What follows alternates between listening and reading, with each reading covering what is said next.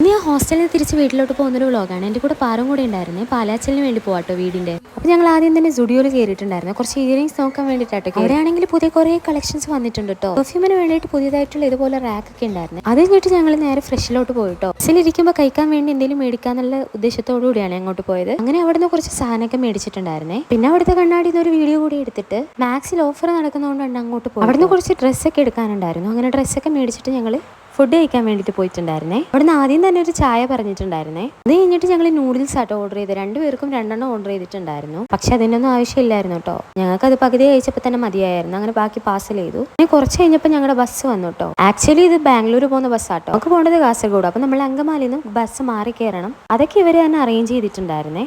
ഞങ്ങൾക്ക് തൽക്കാലത്തേക്ക് വേണ്ടി അവർ സീറ്റ് അറേഞ്ച് ചെയ്ത് തന്നു. അത് കഴിഞ്ഞിട്ട് അവർ ബിസ്ക്കറ്റും വെള്ളമൊക്കെ കൊണ്ടുവന്നിട്ടുണ്ട്. അങ്കമാലി എത്തിയപ്പോൾ ഞങ്ങൾ അവിടെ ഒരു ഹോട്ടലിന് മുമ്പിൽ ഇറങ്ങി. പിന്നെ ഈ ഒരു ക്യാൻറ്റീനൊക്കെ കഴിച്ചിരിക്കുമ്പോഴത്തേക്കും ബസ് വന്നു. അങ്ങനെ ഞങ്ങൾ ബസ്സിൽ കയറി രാവിലെ ആയപ്പോൾ വീട്ടിലെത്തി. അപ്പം